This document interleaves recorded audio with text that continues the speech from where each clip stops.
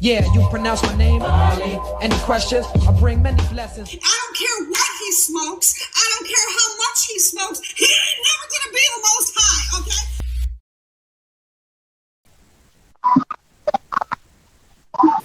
All right, peace, and Black Power family. We're gonna get this show started on this good Sunday. I want to remind everybody that we will be switching channels soon.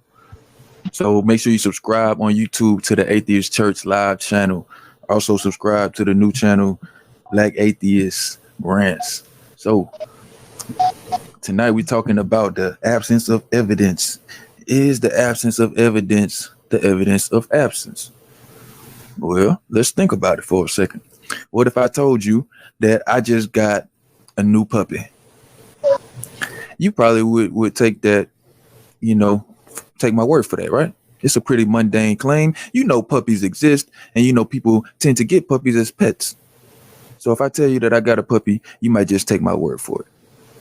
What if I told you that my new puppy was green and it grants wishes? Oh yeah. All you got to do is come over here and pray to my green puppy, and he's going to grant your wishes. Would you just take my word for that?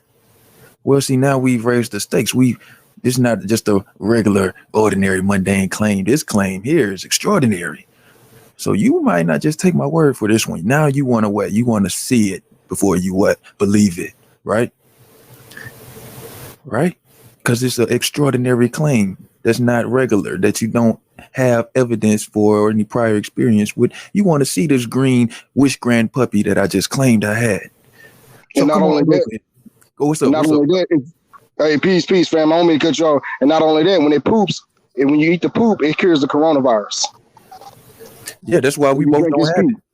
Because if y'all don't have an issue with drinking blood and eating flesh, y'all shouldn't have a problem with drinking our green magical puppy and drinking his pee and eating his flesh. I mean, boo boo. That part.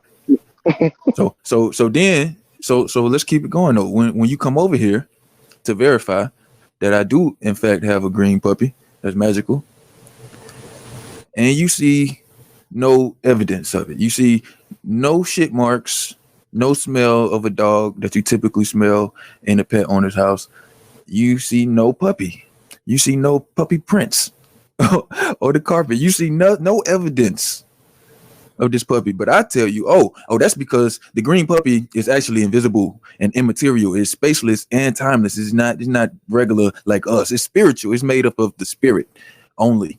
If you don't believe that, just watch what it does for your life. Ask for some wishes. Go ahead, make a wish, and then you make a wish. And let's say, what happens when you typically make a wish? They don't fucking come true, right? You might wish for something mundane. You might wish for something mundane, like, oh, I wish I make it home safely, and that might come true. And then, if that's the case, and you make it home safely, you might say that that's evidence for my green puppy's existence. But if you make an extraordinary claim, like I wish I hit the lottery next Tuesday, and then it doesn't happen, and you come to me and you say, man, I wished on your green puppy that I hit the lottery and it didn't happen, dog. What's up? And I say, oh man, you gotta have stronger faith. And sometimes it might just not be the puppy's will. It might be of something better for you. And actually, by not winning the lottery, that puppy is actually knowing something that you don't know. Because see, the puppy works in mysterious ways. You might have hit the lottery and developed a drug habit, and you didn't know that was gonna happen. But the puppy knew, so he didn't give you that wish. But he exists. Sure, he exists because I made it home safe. Does this argument sound familiar? If we replace my green puppy with your magical, invisible sky daddy that answers prayers, and my green puppy that grants wishes, you see that they are structurally identical in the absence of evidence. Is it the evidence of absence? Well, you tell me. If you believe I got a green puppy, then I guess the answer is no. But if you don't, then the question is, why do you still believe in God? Brother Kwame, the floor is yours. And we got somebody else in the building. Don't go nowhere. I don't know who that is, but we're going to bring you on in a couple minutes. Go ahead, What Kweli. up, you too, man? I'm your co-host, Kwame Ramesu, man. I know I kind of butt in a little bit earlier, but that is a good presentation because you can actually equate the magical green puppy with the belief in this God. I'm actually working at a church right now, and it's sad that I see so many people falling for this crap. You know what I'm saying? And, I asked the Christian, I said, look, if you can't prove God to me, for me to know, then why do you still believe in something you can't prove yourself? You know what I'm saying? So that's my thing. You can bring the other person on if you want to. Hello. Hello. How are you? I'm good. How are you? I'm doing good. I apologize for cutting you off. Oh, no. That was it. I just wanted some more people to come in and join the panel. Welcome to the welcome to the show. How are you? Why, thank you. I'm very good. Thank you. My name is Skylar. Oh, okay. You in my Facebook group. Okay. Cool. Cool. Yeah. And then the whole thing is though too, like now I'm in an argument with someone else in a different Facebook group, like, hey, so since Jesus died for all of our sins, does that mean since I'm an atheist, because he died for all the sins, I still get to go to heaven? He's like, nah, it's only for his friends. It's like, well, Yeah, I think it's an insiders club thing. At least that's what they tell us. You gotta not only do you have to believe, but you have to repent for your sins as well. So he died for your sins, but only if you believe. So it's some contingencies to it, but it depends on what church you go to, what those contingencies are. Yeah, you just gotta say you're sorry. That's it. And to make everything better, or you gotta go kill a dog. You know what I'm saying, to make it all better too. So and sacrifice it and burn it on a burnt offering. So it depends on what testament you follow. So you well, kill and a the whole dog and thing say though you're too sorry. about the whole Jesus offering is it's so out of character of how our malevolent genocidal maniac Sky Daddy is. Like with any like offering, Leona, please stop licking me. My dog is licking me. Like with any sacrifice that God would want, it's always a female, perfect condition sheep. And then we got a human that's all bruised up and scarred, bleeding, and a male. That just doesn't sit right. Like, why is that? Why is he special? Why do you get to break all of your own rules for this one guy? I mean, I don't know. That sounds like favoritism. Well, it definitely is. I think it's like a psychological warfare because obviously it's not real. You know what I'm saying? So there is no real God that actually sacrificed himself in the form of somebody else who was born of a virgin. Like this, it's fiction, right? It didn't happen. So why would they write that? Is the real question. Why would somebody write that down and convince a people that it was true or to follow it? And then when you start to ask that question, then you got some real answers because then you come into, well, it's a matter of control. Oh, so, yeah. And if I want people to believe something that's not true in order for them to act a certain way based off of this false belief. And that's the absence of evidence, because in order for the absence of evidence to be evidence, it's basically, if you don't believe that it's true, now we're going to send you to a magical, imaginary haunted house called hell that God created for you, but he loves you. And the whole concept of hell isn't even a real thing until Dante's Inferno. Like, I mean, I know I sound like I'm 16, but I promise you I'm almost 21, like, you know, and like my whole family is very against not necessarily my atheism, but how go get 'em I am with my atheism. Like, why can't you just let people be? It's because I could tell you, I could go into all of that. But like the whole concept of hell used to be Sheol. And the concept of Sheol was that's where everybody went. Good, bad, evil, Jeffrey Dahmer. Did you hear how Hitler, it was baptized into Mormonism after his death? Because apparently you can do that. So Hitler's a Mormon in heaven. So, I mean... And I want to talk about that too. Men and women make sacrifices every day. Sacrificing to to protect their kids, their families, and stuff like that. So if I jump in front of a bullet to save either you or Kweli, if I sacrifice my life for one of y'all, do I get my life back? Do I come back to life? Or do I get beamed up? But why I gotta die to be beamed up? Why can't I just be beamed up? You know what I'm saying? Yeah, You know like, I mean, the whole concept of an all-loving God, like, basically, you might as well just throw out the entire Bible. I mean, plain and simple. I mean, if he's all-loving, the concept of hell wouldn't exist. Plain and simple. Because if he's all-loving, he's incapable. Let me reiterate that. He would be unable to even think of negative things, to not like people, to have favorites. Because if you're all loving, you love everybody equally. You want everyone to be close to you and love you. But oh no, fuck those guys, kill those guys, smash those kids against some rocks and kill them. You know, don't boil a lamb in its own mother's milk. I mean, oh boy, scary stolen fables.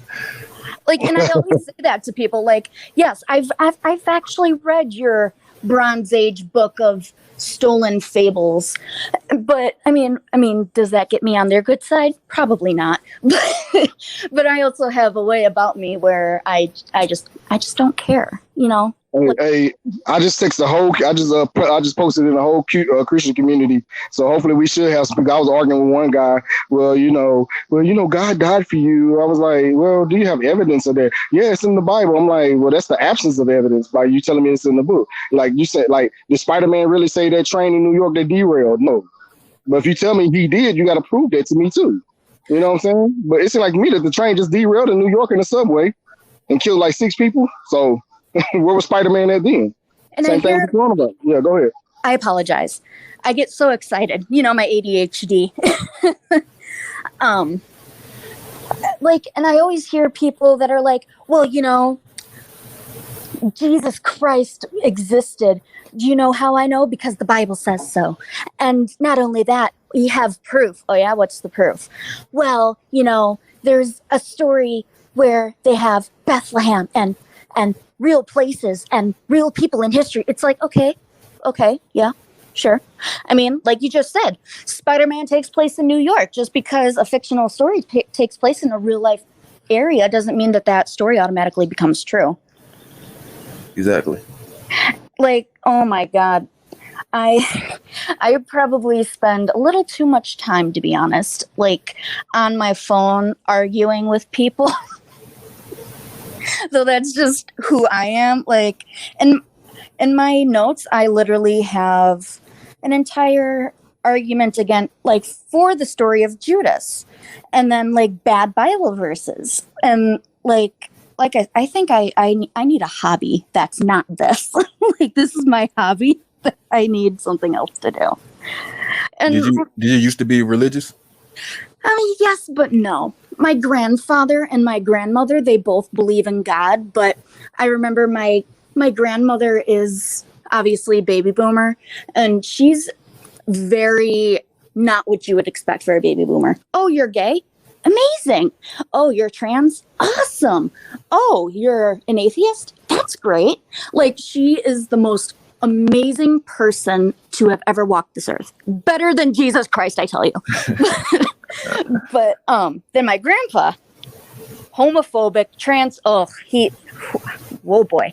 And I remember being like 5 or 6 and kind of believing, because, you know, I believed in Santa. I was about to say Spider-Man, the Tooth Fairy, the Easter Bunny, you know, all of that. So, you know, you assume God's just lumped in with all of those things, that when you're older and you're told, oh, yeah, sorry, Santa, Easter Bunny, Tooth Fairy, yeah, they're not real, but God is real. Otherwise, you will be sent to hell, and I swear to God. It's like, okay, well, I mean, you just admitted you lied to me about 3 things. But anyway, sorry. I know I go on tangents a lot, and I talk really fast when I'm nervous. I get nervous a lot. I'm sorry. It's all good. It's understood. It's a live show. Let me just take a breath. But you're good. You can go ahead. I get so heated. But, like, I remember, like, him telling me when I was, like, 5, like, so what was the story with Adam and Eve? And, you know, he told me, and I'm like, okay, who wrote the Bible? And I kid you not. You know what he said to me? He freaking said to me, you know, I'm not really sure who wrote the Bible, but I'm pretty sure it was just for money and control and sex. It's like, okay, Bubba. Like, mm-hmm. And I'm 5, like teaching myself Japanese because, you know, I wasn't a normal kid by any means. Like, oh, geez. What is normal anymore? I think to want to be normal, that's just, I'm a whole sense of fucked up. Drink the Kool-Aid. Drink the Kool-Aid. It actually wasn't Kool-Aid. It was actually it was Flavor Aid.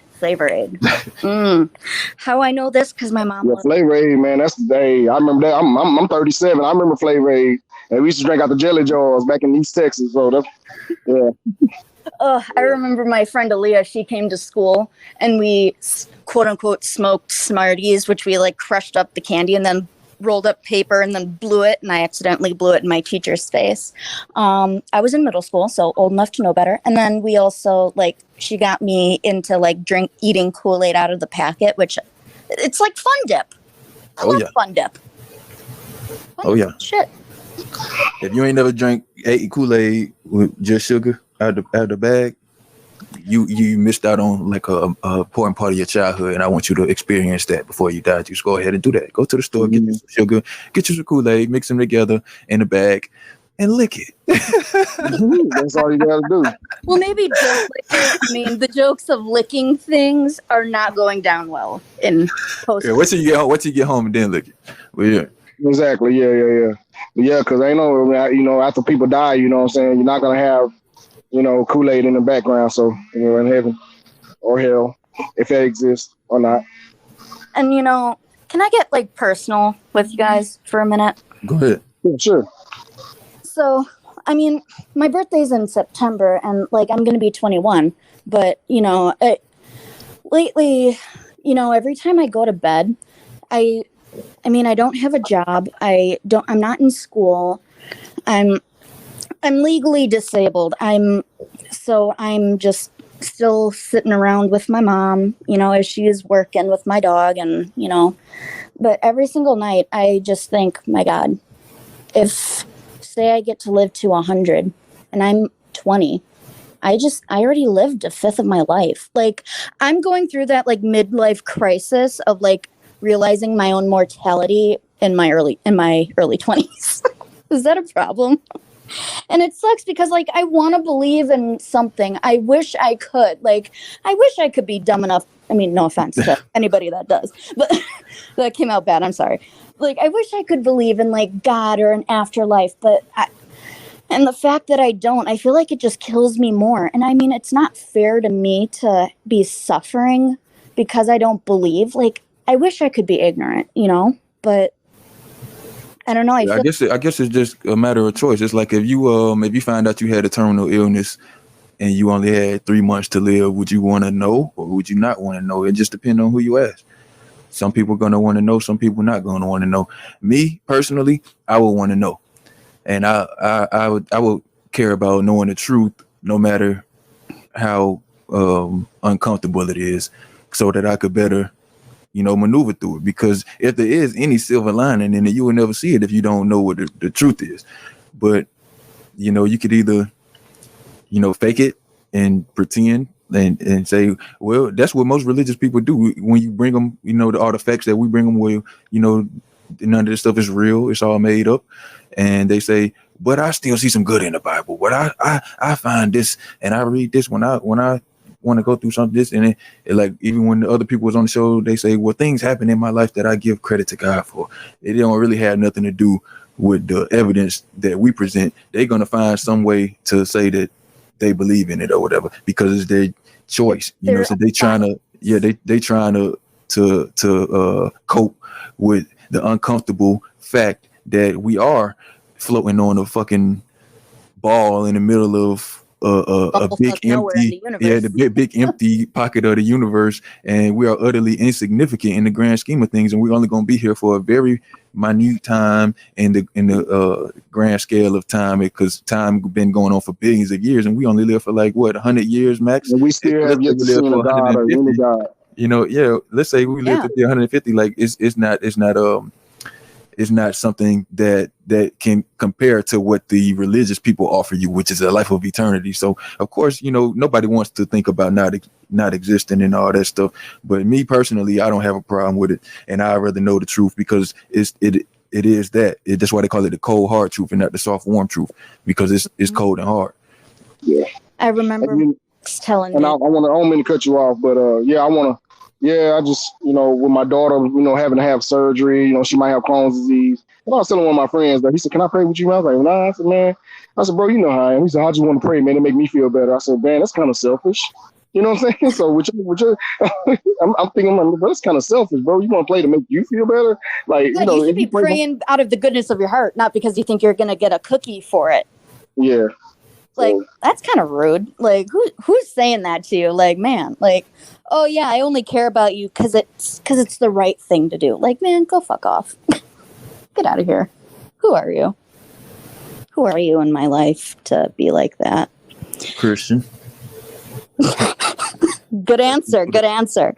But like, I always hear people that like to quote, kind of going back to your original premise of the evidence or lack thereof. Hi, Leona, staring at me. Hebrews 11:1. Now, faith is the assurance of things hoped for, the conviction of things not seen. Like, that's always what people are like. Yeah, well, if God just proved it to you, then we would all believe in him, and then we wouldn't have free will. It's like, this is a slippery slope that you just flew off the side and you're not even on the slope anymore. Like, if we all knew, we would still have that choice of whether or not we could even. That would make it even more real, because wouldn't God want to know who the true followers were, not the people who just wanted to avoid going to hell? Because that's really all they're doing. Sending me to hell because he closed my eyes and closed my heart. But he knew and purposely made me so that he could send me to hell. Explain that one to me, Christians. But he loves me. They won't be able to.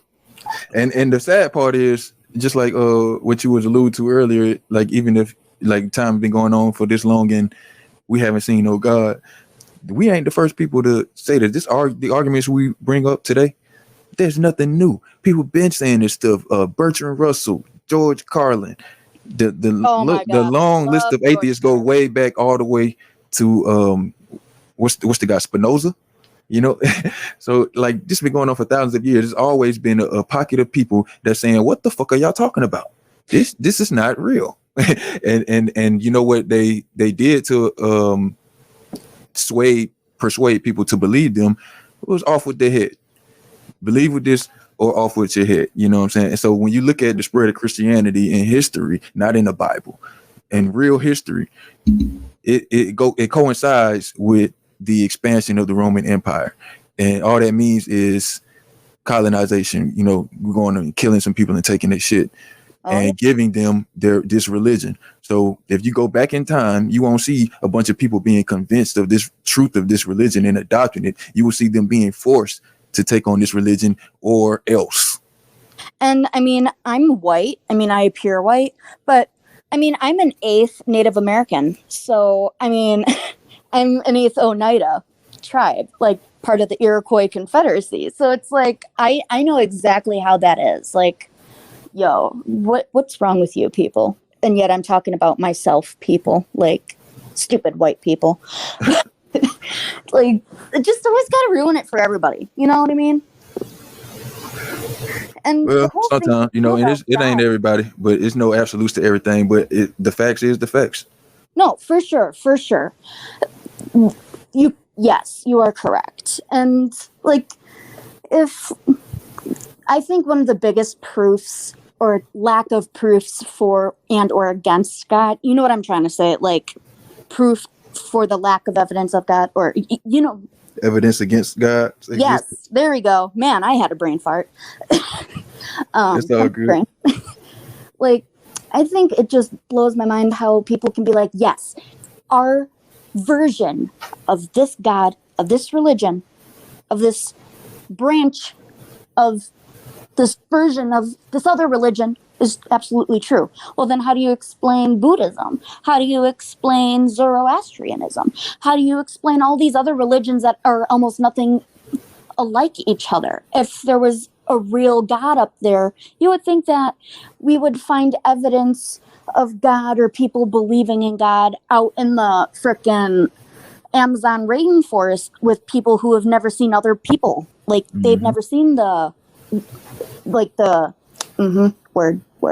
I would say I would take it You know what I mean? an even more obvious extreme to say animals. Like, animals, they have like so much in common with us because we are animals, but they don't have no need for no religion, and people don't impose that on them. And I ask that to people all the time, and they say, well, animals don't have souls. Oh my God. Neither do people. But I got in a fist fight in high school because they were like, no, dogs don't have souls. Dogs don't think. It's like, bitch, are you retarded? Like, are you kidding me? Like, my dog, I can watch my dog twitch and, run in her sleep because she's dreaming. Exactly. And people consider souls to be, I personally consider like a soul to be just your personality and your sense of who you are. Like, not in like the ethereal, separate thing. You know what I mean? Like, my dog has a personality and has a different separate personality compared to my neighbor's dogs. Like, I would say she has a soul. Man, I got suspended for 3 days for punching a bitch in science class. Yeah, I was not taking it that day. I had an ongoing debate when I was in high school about whether or not people were animals, and I just like, and it's all religious beliefs that make people think that we're not animals. But my whole thing is, if you got two eyes, a nose, a mouth, you excrete excrement, you eat food for energy, you sleep usually once a day. What am I describing? A human or an animal? You can't tell the difference because we are animals. It's just if there are a million species on the planet, it don't matter what planet it is, there's going to be one species that's at the top of the food chain. It just so happens that we are members of that species. Yeah, so, the only reason we are is because we've adapted to learn how to use tools. I mean, if you really think about the grand scheme of things, I mean, look at like chimps and orangutans. Yeah, they'll use sticks and rocks, but I mean, look at what we use just to build a house. I mean, we use a ladder, we use rope, Exactly. What separates us from the other animals in the animal kingdom is the advance of brains that we have and our ability to hold things with our hands. And just the simple fact that we can do that allows us to not only conceive of like the blueprints for a building, but to actually pick up a hammer and build it. Like a dolphin is pretty smart, but it's got no fucking hands. So it can't do anything. But people will be like, well, he's got a mouth, so he can Yeah, but he can't pick up a hammer and build a shed. Like, even if he can conceive of it, he doesn't have the physical capability to actually do it. An octopus has 9 brains, but it only lives for about 3 years, and it dies when it gives birth, so it doesn't transfer information to its offspring. But it's very intelligent and it has 9 brains. If it did transfer information, the closest animals, like with like intelligence wise, like on par with us. And also, exactly. Side note, did you know that crows and ravens pass information along from generation to generation? I did not know that. Well, now you know. There's your fact for the day. Appreciate it. I love it. I love to learn. I do too, but I hate school, because they force you to learn things that you just can't learn. And I love seeing people argue like, well, if God is all good and whatnot, what about the problem of evil? Because the problem of evil, blah, blah, blah, like contests that the existence of a God who is both omnipotent and omnibenevolent, which is all-knowing and all good, by arguing that such a God should not or could not permit the existence of evil or suffering. And like, there's so many arguments like against God. Like there's the argument of inconsistent revelations, which contests the existence of the deity called God, and then compared to like all of the other gods, like in Hinduism or Muslim, or like the different versions of God. The problem of evil is obviously one. The destiny of the unevangelized, which like the people who have never even heard of a particular revelation might be harshly punished for not being able to follow it. I mean, because if you don't know something, how can you follow it?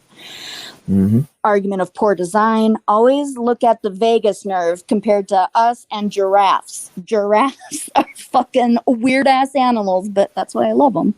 And then you see how like the vagus nerve only needs like, because it goes from, I think if I remember correctly, your throat to your brain. It's relatively short, but then in like a giraffe, it goes all the way down its neck, and then like it curves around the vena cava of the heart, and then it goes all the way back up. Like if God created giraffes, why the fuck is that so poorly designed? Like you would think it would just go zip, like there you go, shortest path, because most people want to make things easy, but oh no.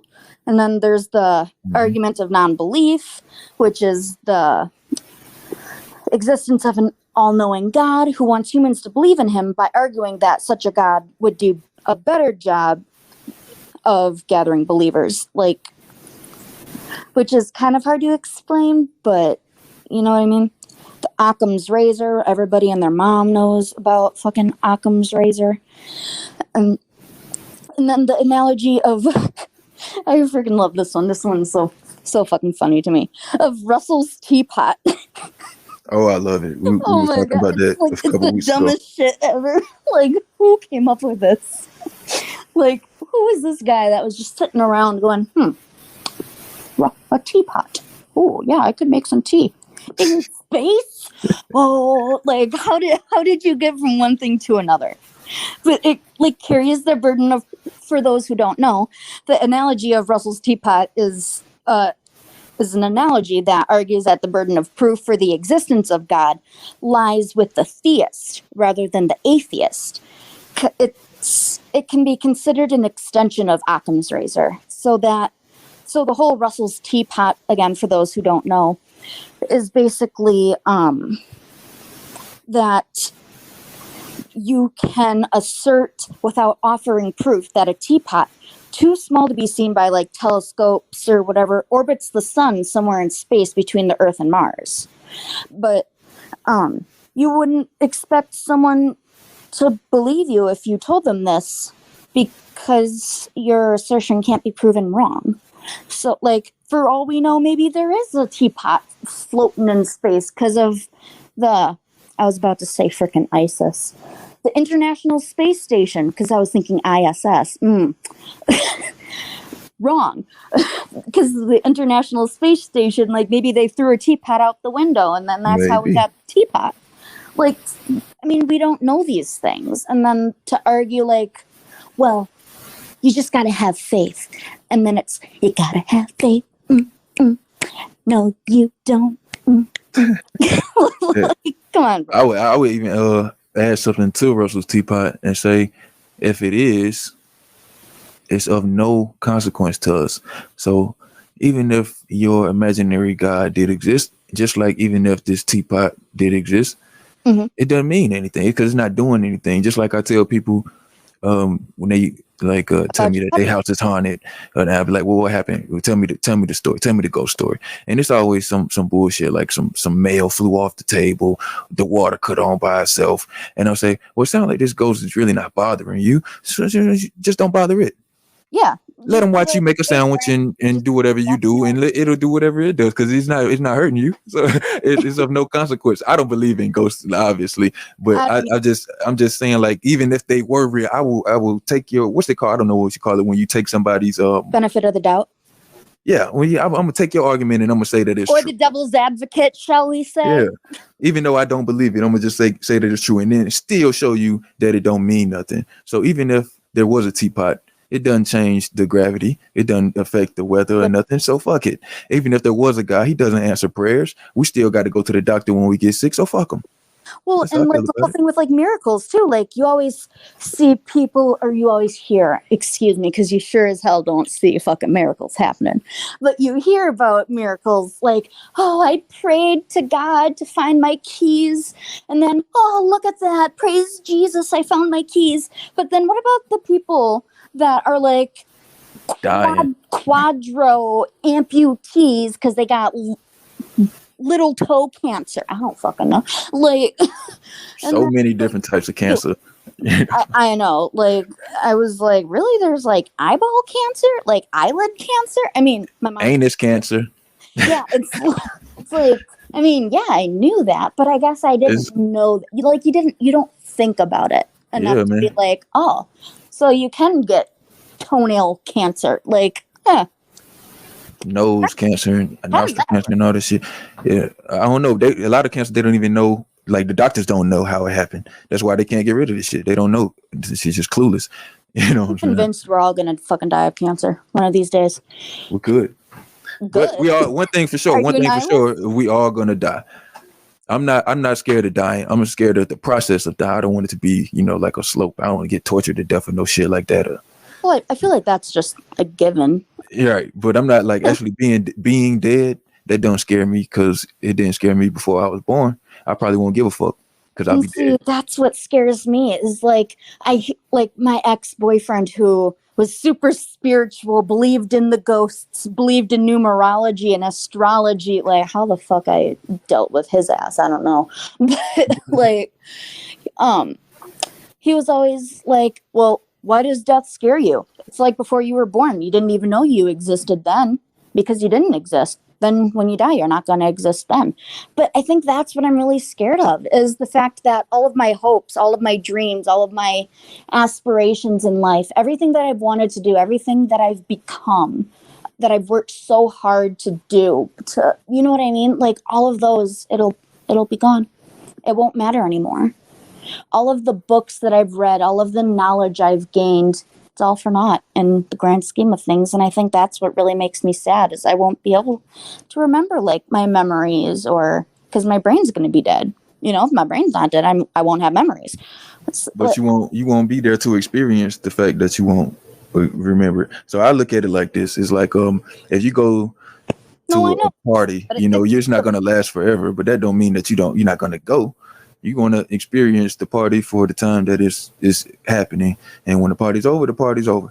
But for the time that is happening, it was what it was. It was amazing. Like Barack Obama just had the party of his life on his birthday a couple weeks ago, or whatever. I'm sure he had an amazing time, from what I heard. But I wasn't invited. yeah, me either. They say he was dancing. They said he was dancing the whole time, and people saw him do some things that they never saw him do. That's all I heard. But apparently, he had a good time. I loved Obama. But the party's over now. You know what I'm saying? That doesn't mean that he shouldn't have a party. It's just that but he's also it doesn't last forever. Have those memories of the party when the party's over.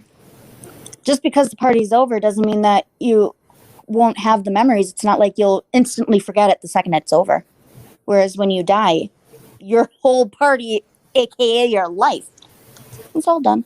It's like those memories. If you party hard enough, then yeah, your memories will live on. Like even if you don't party, like we still talk about Hitler.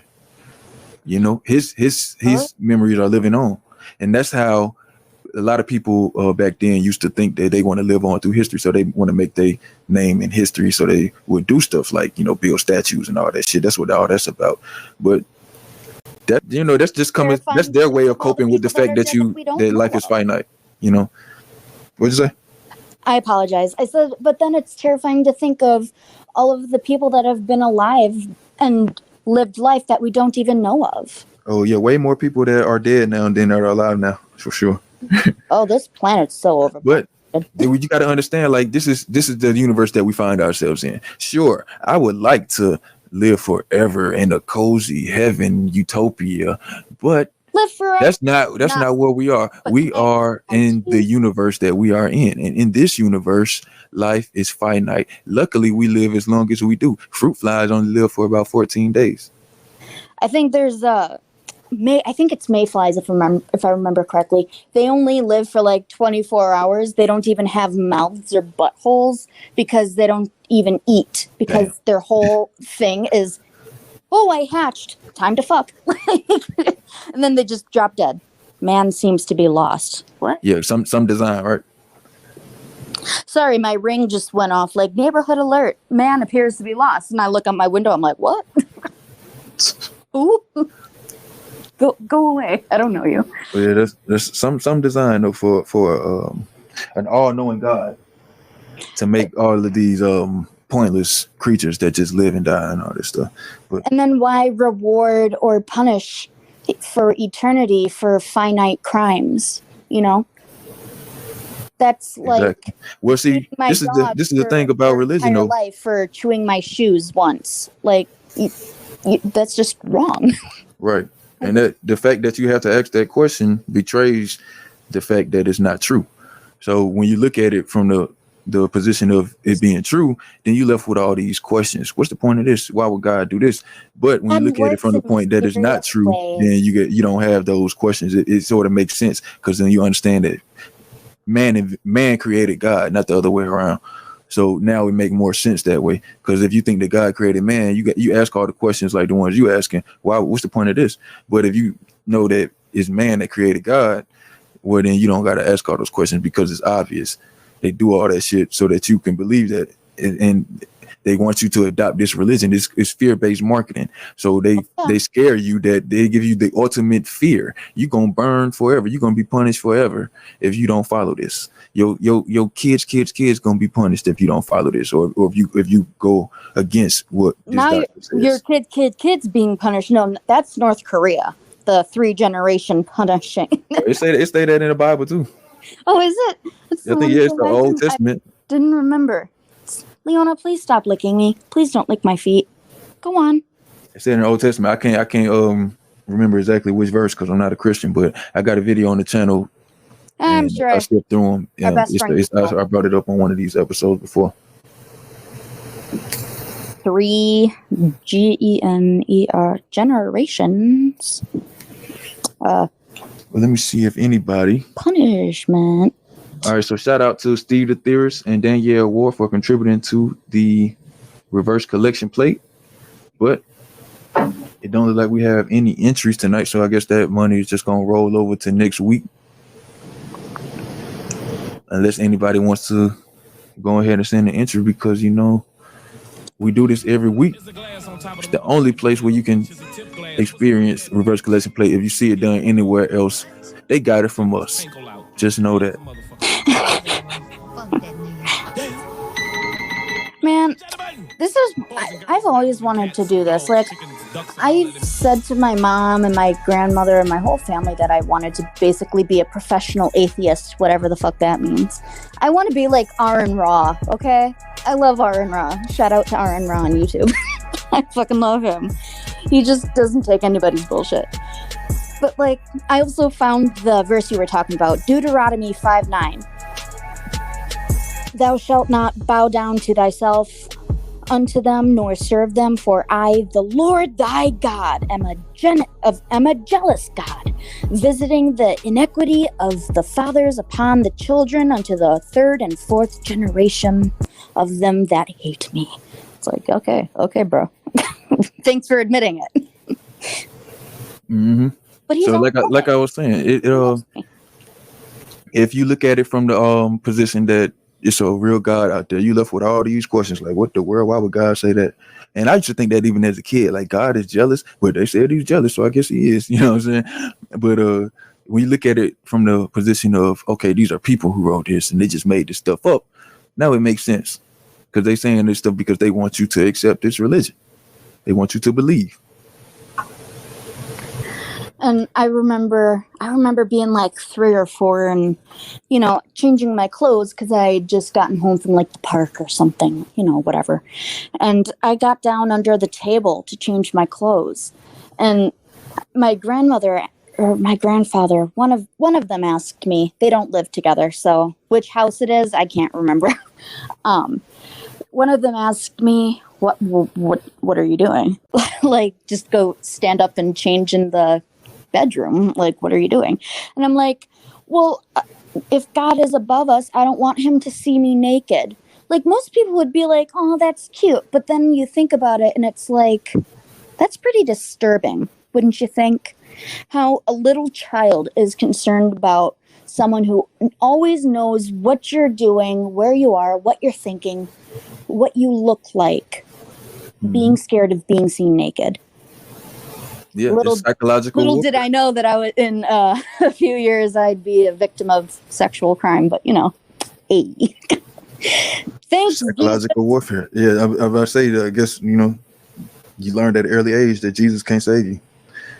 That's the cold hard truth, and that's what I think is gonna and make this place better when everybody just accepts reality and stop living in fairy tale land. Because like if you have a better picture of reality, the better you can maneuver through it. It just makes common sense. I mean, it just makes so much sense. So if you believe that you can pray your problems away, then you won't be worried about how to fix them or how to avoid them. Well, and God already knows what you're praying for, and he already knows whether or not he's going to answer. So what's the point? That part. I mean, I don't know. I feel like the idea maybe that there's something after death is not great, but it makes sense because what comes with life, death. They're just naturally intertwining because if you're alive, you're dead unless you're a fucking lobster or a jellyfish. I mean, they've been known to basically reverse puberty. And there was actually a really good show on Netflix that I recommend based kind of off that theory called Ad Vitam. It's in French. Ad Vitam. I've been watching foreign films and stuff, and they've been pretty good, so I might check it out. Oh my God, it's a fabulous series. I was so pissed when it was over. It had me on the edge of my seat, and I love French films and stuff because they easily allow nudity. I mean, I don't think we should be ashamed of our bodies. Like, do I want to see a 90-year-old man with his saggy ass balls walking down my street? Maybe not. But I mean, that's a cultural thing. Because in Africa, they ain't got no problem popping their titties out. And we don't got no problem seeing, like, babies naked. I always had a problem with that when people, like, let their kid come around me naked and stuff. I put some clothes on your baby. But yeah, like, that's just, like... They don't have a problem showing it on TV, naked babies and all this stuff. And there's been even lawsuits about, like, whether or not having pictures of your own child being naked is considered child pornography. Like, oh my God, technically, what world are we living in? But in the country that we live in, when everything is going so based off what it says on paper, I guess it would be. But realistically, paper. Yeah, realistically, nah, because it's your right to do whatever you want to do. But if the law says if this is considered child pornography, then that's what the law says. But that's why I don't agree with the law.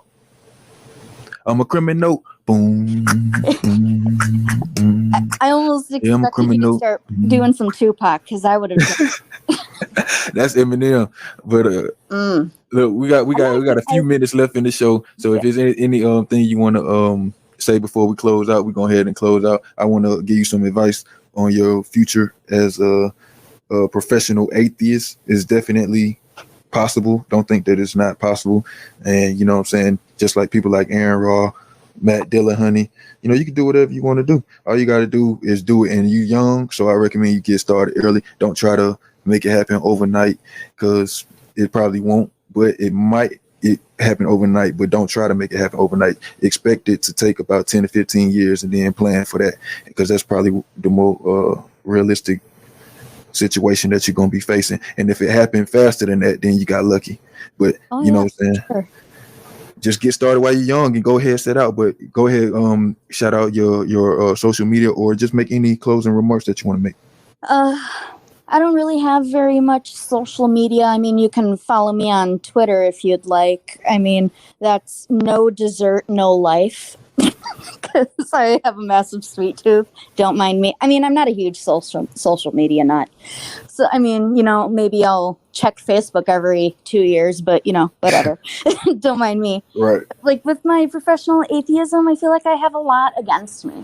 Because I'm obviously an atheist. I'm considered, I'm not considered, I am autistic. I have empathy deficit disorder. So, I mean, I can't empathize with people, which a lot of people think I'm just being a bitch. And it's like, no, I promise I'm not.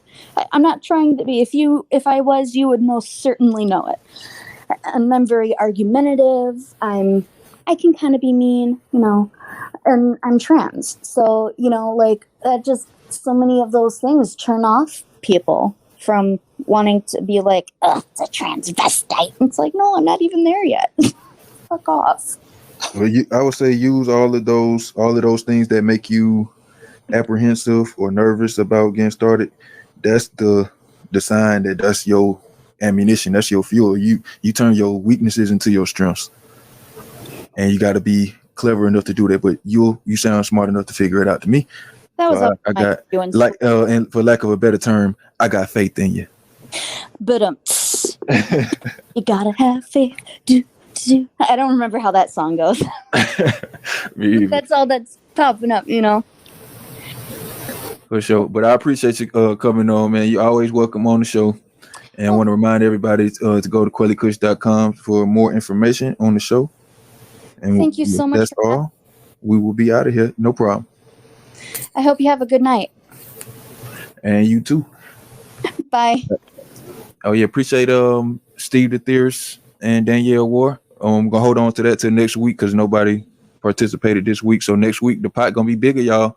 So y'all gotta start participating in that reverse collection plate. It's basically free money. But I can lead you to the water, but I can't make you drink it.